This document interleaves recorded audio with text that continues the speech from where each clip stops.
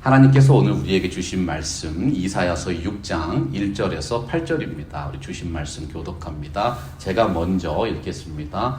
우시야 왕이 죽던 해에 내가 본즉 주께서 높이 들린 보좌에 앉으셨는데 그의 옷자락은 성전에 가득하였고 사람들이 모시고 섰는데 밖에 여자가 있어 그들로 자기 얼굴을 가리었고 그들로 자기의 발을 가리었고 그들로 날며 서로 불러 이르되 거룩하다 거룩하다 거룩하다 만군의 여호와여 그의 영광이 온 땅에 충만하도다 하더라.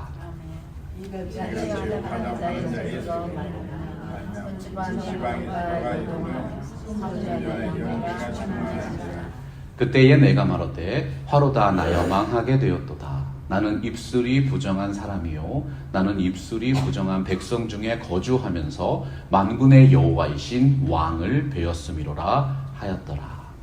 그때 두 사람 중에 하나가 젓가락으로 제단에서 집을 봐 손에 가지고 내게로 날아왔다. 그것을 내 입술에 대며 이르되 보라 이것이 내 입에 닿았으니 내 악이 제하여졌고 내 죄가 사하여졌느니라 하더라.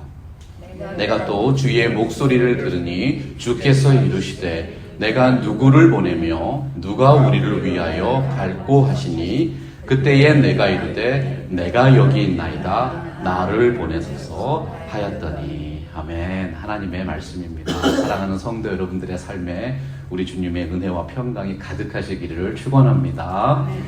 20세기가 전문가의 시대였다면 21세기는 통합의 시대라고 부릅니다. 이제는 한 가지를 하더라도 서로 다른 분야를 넘나들어야 합니다. 다양한 것들을 새로운 무엇으로 통합해내는 창조적인 사고가 요구되는 시대라는 것이지요. 창조적인 사고를 다른 말로 계시적인 통찰력이라고 불러요. 천재적인 성악가 루치아노 파바로티는 피아노 앞에서 노래를 부른 것이 아니라 머릿속으로 음악을 그리면서 연습을 했다고 하지요. 천재적인 화가 피카소는 사물의 소리를 들으면서 그 소리를 그림으로 표현했습니다. 보통 사람들은 음악을 듣고 그림을 보지만 계시적인 통찰력이 뛰어난 분들은 그림을 듣고 음악을 보는 아주 독특한 능력이 있는 것이죠. 중요한 사실이 무엇입니까? 천재적인 감각이 뛰어난 분이라 할지라도 자연의 계시를 통해서는 예수 그리스도를 만날 수 없다는 진리입니다. 로마서 1장 17절에서 말씀했어요. 복음에는 하나님의 의가 나타나서 믿음으로 믿음에 이르게 하나니 기록된 바 오직 의인은 믿음으로 말미암아 살리라 함과 같습니다. 하나님의 말씀, 성경이 보여주시는 예수 그리스도를 믿을 때 천국과 영생의 복을 받게 되는 줄로 확신하는 것입니다. 오늘 말씀 1절 보면 우시야 왕이 죽던 해에 내가 본즉 주께서 높이 들린 보좌에 앉으셨는데 그의 옷자락은 성전에 가득하였다고 되어 있어요. 이사야는 보좌에 앉으신 주님의 모습을 환상 가운데 보았습니다. 평소에는 그림으로만 보던 분을 실제로 만나는 것과 비슷하지요. 하나님을 아는 지식은 그저 상상이나 느낌으로 아는 것이 아닙니다. 마치 보좌에 앉으신 주님을 실제로 본 것처럼 생생하게 체험하는 지식이 되어야지만 영혼이 변하고 인격이 변하고 삶이 변한다는 거예요. 그런데 여기 좀 문제가 있어요. 우리가 육안으로 주님을 보는 신비한 체험을 하기가 무척 어렵잖아요. 오늘날 우리 그리스도인들은 어떻게 하나님을 체험적으로 알아가고 있을까요? 사도 바울이 고린도전서 2장 10절과 로마서 10장 17절에서 말씀했습니다. 오직 하나님이 성령으로 이것을 우리에게 보이셨습니다. 성령은 모든 것, 하나님의 깊은 것까지도 통달하시느니라. 그러므로 믿음은 들음에서 나며 들음은 그리스도의 말씀으로 말미암았느니라. 오늘날 우리 그리스도인들은 오직 믿음으로 말씀을 깨닫는 성령의 역사를 통해서 하나님을 생생하게 알아가고 있는 것이죠. 다른 사람들이 보지 못하는 새로운 것을 보는 사람을 안목이 있는 분이라고 말해요. 말씀과 성령으로 거듭난 사람들은 성령의 도우심을 통해서 말씀을 듣고 그 말씀을 믿음으로 살아가는 영적인 지혜가 있는 분들인 것입니다. 제가 좋아하는 찬송가 중에 찬송가 455장 주님의 마음을 본받는 자라는 곡이 있어요. 이 곡에 보면 이런 가사가 있습니다. 주 모습 내 눈에 안 보이며 그 음성 내 귀에 안 들려도 내 영혼 날마다 주를 만나 신령한 말씀 늘 배우도다. 주님의 마음 본받아 살면서 그 거룩하신 나도 이르리. 신앙생활의 중심은 하나님의 말씀 성경입니다. 그 말씀이 성령의 역사를 통해서 우리의 심령에 새겨질 때 하나님의 말씀이 또렷하게 보여주시는 예수 그리스도를 날마다 만나는 것이죠. 신앙생활은 체험적 믿음이 중요합니다. 막연하고 개념적인 신앙이 아니라 하나님을 실제로 믿고 체험적으로 느끼고 더욱 깊이 알아가게 되시기를 주님의 이름으로 축복합니다. 요한복음 4장 24절에서 선포했어요. 하나님은 영이시니 예배하는 자가 영과 진리로 예배할지니라. 그렇다면 하나님과의 체험적인 만남이란 과연 어떤 것일까요? 오늘 말씀 1절을 다시 보면 우시야 왕이 죽던 해에 이사야가 본 비전이라고 되어 있어요. 우시야는 남유다의 어떤 왕들보다도 가장 탁월한 왕이었습니다. 우시야의 시대에 남유다는 최고의 전성기를 누렸어요. 풍성한 재정과 막강한 군사력과 넘치는 재능이 그의 시대를 대표하는 수식어였어요. 우시야 왕이 제시하는 비전은 남유다 백성들에게 또 한 번의 솔로몬의 시대의 영광을 향한 벅찬 기대를 품게 했던 것이죠. 그러나 우시야는 나라가 강성해지니까 마음이 높아졌습니다. 어떠한 일이 있었을까요? 역대하 26장 19절 같이 보시겠습니다. 우시야가 손으로 향로를 잡고 분향하려 하다가 화를 내니 그가 제사장에게 화를 낼 때에 그의 이마에 나병이 생긴지라. 구약시대의 성소는 하나님께서 거룩하게 구별하신 장소였습니다. 제사장만이 특별한 규례 의식을 마치고 서야 들어갈 수 있는 그런 곳이에요. 그런데 우시야 왕은 자신이 남유다의 왕이니까 무엇이든 할 수 있다고 생각한 것입니다. 성소 안으로 함부로 침범해서 스스로 분향하려고 한 것이죠. 이 때문에 그는 평생을 문둥병자로 왕궁 밖에서 살아야 하는 형벌을 받게 됐어요. 그러다가 오늘 말씀에 기록된 것처럼 결국 비참한 죽음을 맞이하게 된 것입니다. 우시야 왕의 죽음은 나라 전체를 절망으로 빠뜨리는 매우 충격적인 사건이었습니다. 이스라엘의 소망이 죽은 거예요. 사람들의 기대와 영혼이 사라진 것입니다. 하나님의 거룩하심이 죄인인 인간에게 얼마나 치명적이고 파괴적인가 모든 사람들이 체험적으로 깨닫게 된 거죠. 바로 그 우시야 왕이 죽던 해에 이사야 선지자는 보좌에 앉으신 영광의 주님을 본 것입니다. 옷자락에 성전을 가득 채울 정도로 주님의 위엄과 영광이 충만했어요. 이사야가 본 놀라운 비전은 모든 인생들이 진정으로 예배해야 하는 하나님이 누구신가에 가장 확실한 메시지였습니다. 남유다 백성들이 간절하게 바라보던 우시야 왕은 죽었어요. 그들이 진정으로 바라보아야 하는 분은 하나님이었다는 사실입니다. 하나님이 얼마나 높고 거룩한 분인가 체험적으로 교훈하셨던 것이죠. 스랍들이 모시고 섰는데 각기 6날개가 있어 그 둘로는 자기 얼굴을 가리었고 그 둘로는 자기 발을 가리었고 그 둘로는 날며. 스랍은 천사를 말합니다. 천사들에게 왜 6개의 날개가 필요했어요? 천사는 하나님이 지으신 피조물 중에서 가장 거룩한 존재입니다. 그들은 죄도 없고 허물도 없는 말 그대로 깨끗한 존재예요. 그러나 하나님의 거룩하심 앞에서는 천사들조차도 그 얼굴과 발을 가려야 했다는 것이죠. 존귀하신 하나님은 그 어떤 피조물도 가까이 하지 못하는 영광스러운 빛에 거하시기 때문입니다. 3절 말씀 보시면 천사들은 그저 하나님의 거룩하심을 영원토록 찬양할 수밖에 없었어요. 여러분, 그 찬양의 내용이 무엇이었죠? 서로 불러 이르되 거룩하다 거룩하다 거룩하다 만군의 여호와여 그의 영광이 온 땅에 충만하도다 하더라. 이 말씀 잘 보세요. 하나님의 영광이 하늘뿐만이 아니라 온 땅에 충만하다고 찬양하고 있어요. 하나님은 소위 동양적인 사고의 하늘님이 아닙니다. 온 하늘과 온 땅에 오직 한 분 하나님만이 진정한 신이라는 사실이죠. 하나님의 영광은 하늘에만 국한된 것이 아니라 인간이 살고 있는 이 땅에도 충만함을 강조하면서 찬양을 드린 거예요. 하나님이 태초에 하늘과 땅을 창조하셨어요. 하나님의 영광은 보이는 것과 보이지 않는 것을 통해서도 선포됩니다.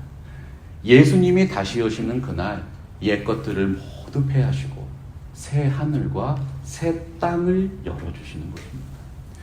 이 땅에서 죄인인 우리들이 어떻게 그 거룩하신 하나님의 영광을 체험할 수 있게 되었습니까? 사도 요한은 이사야 선지자가 본 주님이 육신을 입고 이 땅에 오신 예수 그리스도라고 해석하고 있습니다. 이사야가 이렇게 말한 것은 주의 영광을 보고 주를 가리켜 말한 것이라. 말씀이 육신이 되어 우리 가운데 거하심에 우리가 그의 영광을 보니 아버지의 독생자의 영광이요 은혜와 진리가 충만하더라. 본래 하나님을 본 사람이 없습니다. 그러나 아버지 품속에 있는 독생하신 하나님이 나타내신 것이죠.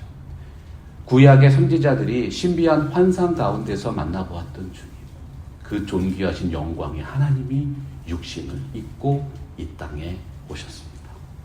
거룩하신 하나님이 인간과 함께 거하신 사건, 이것이 바로 이 땅의 교회가 언제나 기념해야 하는 놀라운 하나님의 은혜인 것이죠. 교회는 세상이 볼 수 없는 것을 보고 세상이 줄 수 없는 것을 줄 수 있는 공동체라고 했어요. 이제 이 땅에 계신 모든 성도님들은 천사들의 그 하늘 찬양을 이곳에서도 함께 올려드릴 수 있게 된 거예요. 여러분, 예배가 무엇입니까? 예배는 하나님을 아는 체험적인 지식을 선포하는 것입니다. 내가 만난 하나님은 누구신가? 나를 여기까지 이끄신 그 하나님을 찬양하고 선포하는 것이죠. 이사야서가 말씀하는 체험적인 신앙은 하나님과의 만남으로부터 시작합니다. 여러분들이 만난 하나님은 과연 어떤 분이십니까? 하나님이 누구신지 바로 알아야 합니다. 하나님을 전적으로 신뢰해야 합니다. 하나님이 원하시는 진정한 삶이 우리의 입술의 고백과 인생의 모습을 통하여 펼쳐지게 되는 것이죠. 미국의 텍사스에 위치한 베일러 대학의 종교연구소가 아주 흥미로운 설문조사를 했어요. 미국인들이 생각하는 하나님은 어떤 분이신가? 다행히 대부분의 기독교인들은 한 분이신 하나님을 믿는다고 응답했어요. 그런데 그들 각자가 믿고 있는 하나님에 대해서 세부적으로 알아보았더니 아주 다양한 응답이 나왔습니다. 하나님은 권위적인 분이라는 응답이 가장 많았대요. 그 다음이 자비로우신 하나님, 세 번째가 심판하시는 하나님, 놀라지 마세요. 네 번째가 뭐냐면 세상 일에 무관심한 하나님. 기독교인들이 답변한 것입니다. 많은 분들이 교회에 나와서 함께 신앙생활을 하고 있어요. 그런데 하나님은 어떤 분이신가 바르게 알고 살아가는 이들이 적다는 것이 설문조사의 결과라는 것입니다. 그렇다면 성경은 하나님에 대해서 어떻게 표현하고 있을까요? 여러분, 가장 중요한 단어, 거룩이라는 단어입니다. 거룩은 창조주 하나님과 피조물인 인간을 가장 확실하게 구별하는 무한한 간격이에요. 원래 피조물인 인간이 거룩하신 하나님과 교제한다는 것 자체가 본질상 있을 수도 없고 상상할 수도 없는 일이지요.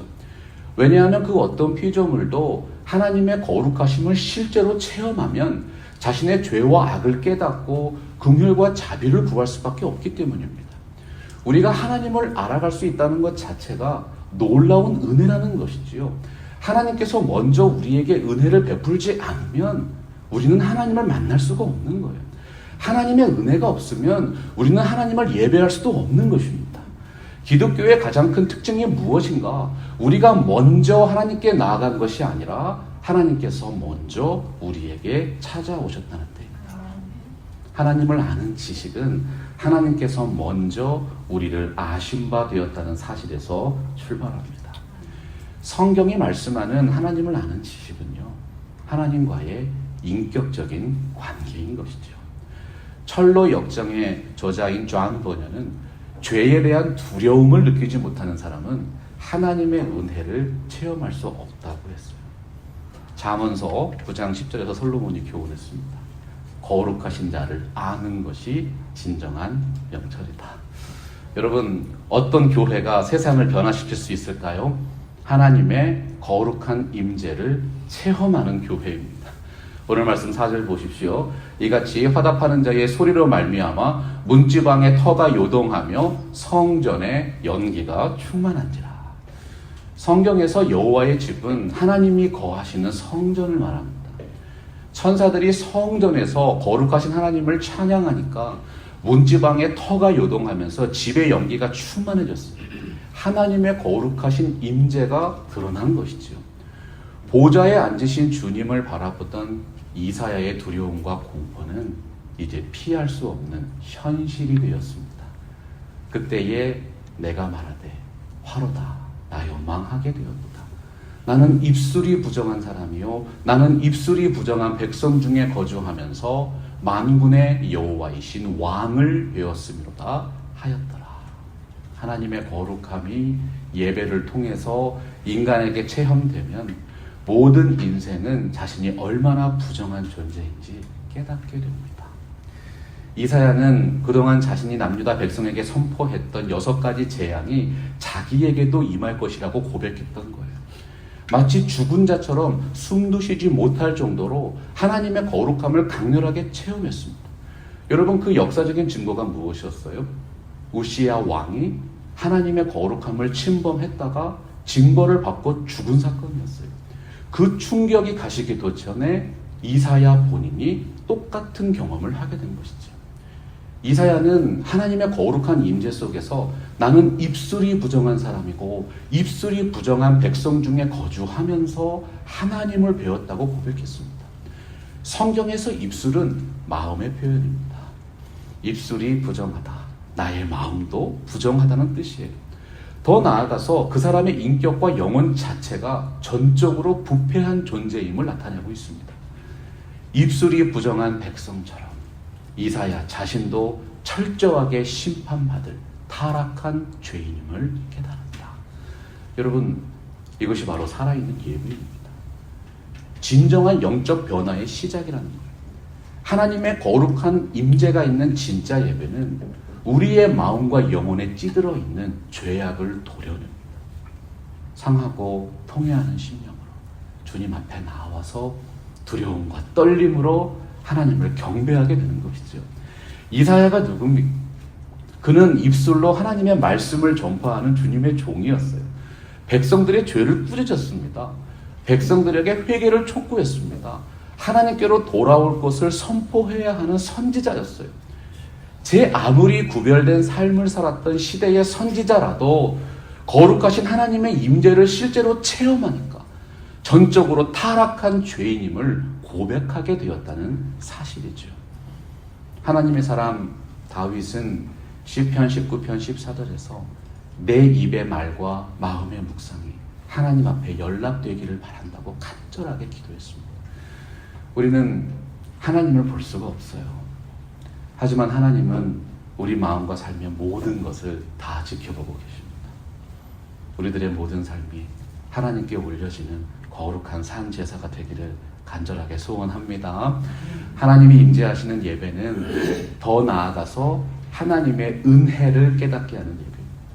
6절과 7절 우리 한번 같이 읽어볼까요? 시작. 그때에 그 수랍 중에 하나가 부젓가락으로 제단에서 집은 바 핀 숯을 손에 가지고 내게로 날아와서 그것을 내 입술에 대며 이르되 보라, 이것이 내 입에 닿았으니 내 악이 제하여졌고 내 죄가 사하여졌느니라 하더라. 아멘.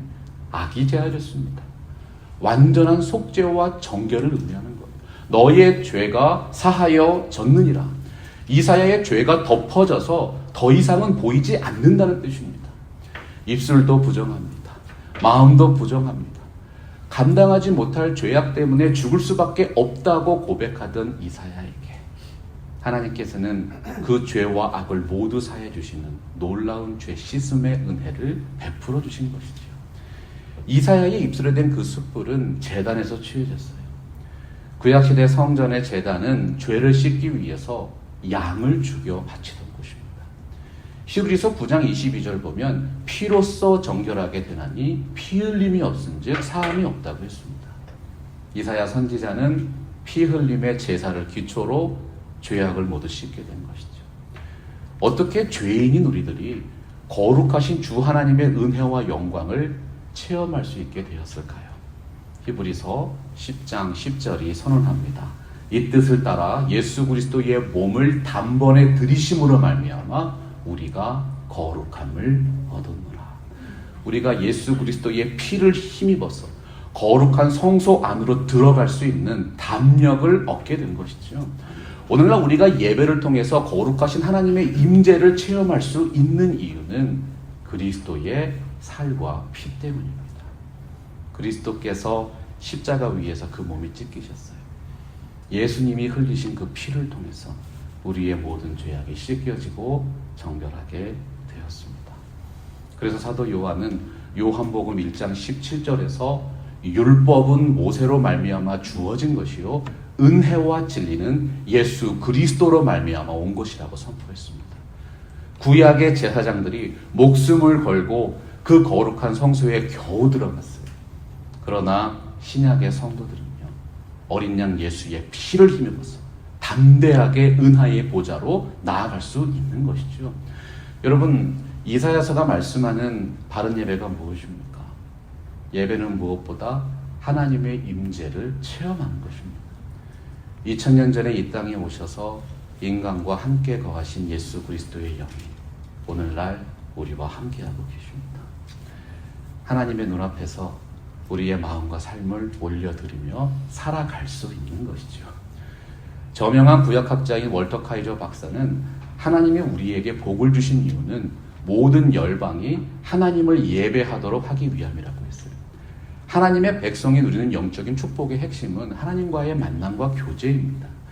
마음을 다하고 성품을 다하고 힘을 다해서 하나님을 예배할 때 세상을 변화시킬 수 있는 지혜와 능력을 허락해 주십니다.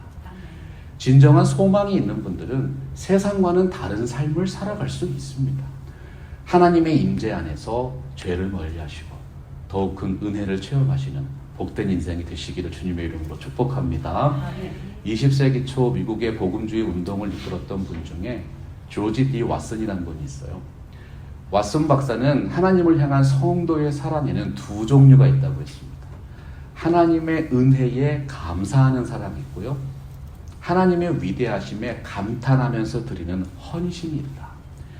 예배를 드리는 성도의 마음속에 은혜에 대한 감사가 차고 넘치면 가장 진실한 고백과 찬양이 올려지게 되어 있습니다. 계속되는 예배 속에서 하나님을 더욱 깊이 알아갑니다. 하나님이 과연 나에게 어떤 분이신가? 그분의 위대하심에 감탄하면서 자신의 마음과 삶을 드리게 된다는 것이죠. 에이든 토저 목사님은요, 성도가 하나님의 크심을 보면 그 예배는 살아날 것이고 성도가 하나님을 작게 여기면 그 예배가 죽을 거라고 했어요. 오늘 말씀의 이사야는 환상을 보기 전에도 이미 하나님께 보냄받은 선지자였습니다. 그는 남유다 백성들에게 하나님의 말씀을 가르쳤습니다. 회개를 촉구했습니다. 하나님의 뜻에 순종할 것을 전파했습니다. 하지만 이사야가 주님의 위대하심을 실제로 체험한 이후에 그의 메시지는 달라졌다는 거예요. 그때부터는요, 자신이 체험한 하나님, 자신이 경험한 하나님의 영광을 선포하는 진정한 사명을 추구하게 된 것이죠. 살아있는 예배는 하나님의 소명을 깨닫게 합니다. 오늘 말씀 8절 보면 내가 또 주의 목소리를 들었다고 되어 있습니다. 이사야는 여기서 자신이 들었다고 고백했어요. 하나님이 허락하신 그 놀라운 은혜 속에서 하나님을 향한 헌신의 마음이 충만해졌다. 어떤 시대이든 많은 분들이 예배를 참석했습니다. 그러나 하나님이 택하셔서 사용하시는 분들은 공통점이 있어요. 그분들 모두가 하나님의 말씀을 들은 분들이라는 사실이죠. 이사야가 들은 그 음성은 에스겔 선지자가 그발 강가에서 들었던 전능자의 음성이었고, 사도 요한이 반모섬에서 들었던 주님의 음성이었습니다. 사도 바울은 사도행전 28장 25절에서 성령이 선지자 이사야를 통하여 너희 조상들에게 말씀하신 것이라고 해석했어요. 이사야는 자신의 생각이나 자신의 철학이나 자신의 계획을 전파하지 않았습니다. 하나님께서 들려주신 말씀 그대로, 하나님의 뜻을 그대로 충성되이 전달했다는 것이죠. 진정한 예배는 하나님의 마음을 품게 하는 예배입니다. 하나님의 영광을 위해서 내 삶을 헌신할 수밖에 없는 분명한 소명 체험이 있다. 하나님께 부름받은 분들은 자신을 부른 분을 위해서 헌신하게 되어 있어요. 왜냐하면 그분은 주님의 목소리를 또렷하게 들었고 그 뜻을 자신의 삶의 목적으로 삼았기 때문입니다. 사랑하고 존경하는 성도 여러분, 하나님은 오늘날 우리가 드리는 이 예배 속에서도 이렇게 말씀하고 계십니다. 내가 누구를 보내며 누가 우리를 위하여 갈고.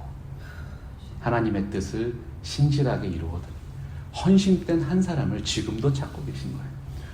오늘 하나님의 말씀대로 성령께서 깨닫게 하신 대로 하나님의 뜻을 이루어드리기를 간절하게 소망합니다. 그러한 분들이 우리 팜스프링스 개혁 장로교회에 차고 넘치게 되기를 간절하게 소망합니다. 8절 말씀을 다시 보세요. 이사야가 어떻게 반응하고 있습니까? 그때에 내가 이르되 내가 여기 있나이다. 나를 보내소서.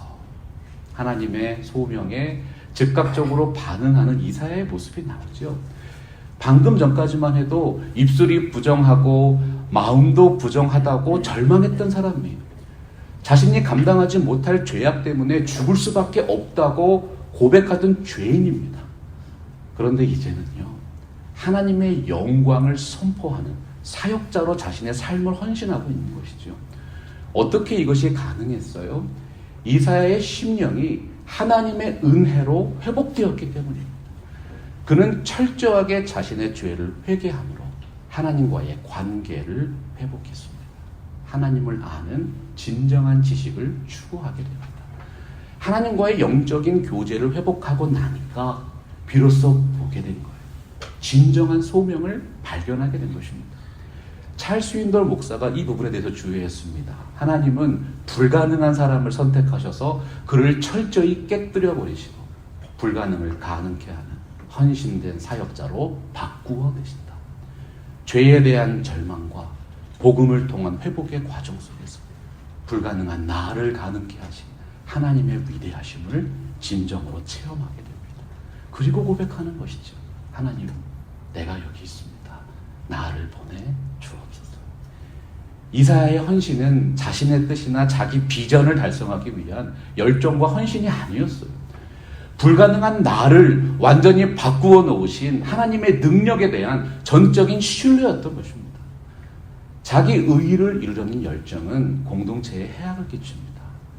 그러나 하나님의 전능하심을 전적으로 신뢰하는 믿음은 하나님이 원하시는 가장 아름다운 헌신의 열매로 맺어지는 것이죠. 전능하신 하나님, 온갖 죄악으로 타락한 내 백성의 모습이 죄로 인해서 철저하게 절망했던 나의 모습과 너무나도 똑같습니다. 하나님은 그런 나를 완전히 바꾸어 놓으셨습니다. 나의 백성들도 내가 경험한 그 은혜와 영광을 체험할 수 있지 않겠습니까? 하나님의 사람 이사야는 바로 이렇게 하나님의 마음을 품게 된 거예요. 여러분은 주님 만났을 때 어떤 은혜와 영광을 체험하셨어요? 오늘 말씀의 이사야는 내가 받은 그 은혜, 내가 본 그 영광을 자신이 가장 아끼고 사랑하는 남유다 백성들에게 간절하게 전파하고 싶다고 고백했던 거예요. 팜스프링스 개혁 장로교회 성도 여러분, 이사야 선지자와 같은 신앙 고백으로 살아가는 여러분들 되시기를 간절하게 축복합니다. 내가 받은 은혜가 있어야지만 진정성 있게 나누어 줄 수 있어요. 내가 본 그 영광을 내가 가장 아끼고 사랑하는 사람들에게 너무나도 간절하게 전파하고 싶어져야 합니다. 바로 그 순간부터 우리들의 삶에 진정한 회복과 부흥의 역사가 일어나는 것이죠. 오늘날에도 수많은 주님의 사역자들이 뜨거운 심령을 품고 하나님의 나라를 전파하고 있어요. 하지만 모든 사람들이 그 말에 귀를 기울이는 것은 아니지요. 옥토박 같은 마음으로 복음을 받기에 합당한 자들은 비유로 말해도 그것을 쉽게 받아들입니다. 하지만 믿음의 눈과 귀가 닫힌 분들은 도무지 볼 수도 없고 깨달을 수도 없는 것이 하나님의 말씀의 비밀이에요. 히브리서 11장 1절이 어떻게 증거했어요? 믿음은 바라는 것들의 실상이요 보이지 않는 것들의 증거다. 하나님이 함께 하시는 신령한 예배는요, 그 영적인 눈과 귀를 열어주는 신령한 능력이 있습니다. 오늘 예배의 자리에 함께 하시는 여러분들, 영광의 주님 만나셨습니까? 만나셨습니까? 그렇다면 여러분들이 바로 이 시대를 이끌어 갈 수 있는 하나님이 원하시는 교회인 것입니다. 하나님을 더욱 깊이 알아가는 진정한 교회가 되시기를 바랍니다. 하나님과 생생하게 교제하는 충만한 교회가 되기를 소원합니다. 하나님께 끝까지 쓰임받는 헌신된 팜스프링스 개혁 장로교회 되게 하여 주옵소서. 오직 믿음으로 하나님 만나고 천국의 비밀을 깨달은 분들이 되셔서 주님의 나라를 계속 확장해 나가는 우리 팜스프링스 개혁 장로교회 되기를 주님의 이름으로 축원합니다. 말씀 앞에서 경외함으로 주께 홀로 섭니다. 생명의 말씀 읽고 순종해 주를 예배합니다. 기록된 말씀 힘이 있어서 진리로 우리 거룩해 하며 거룩한 말씀 세세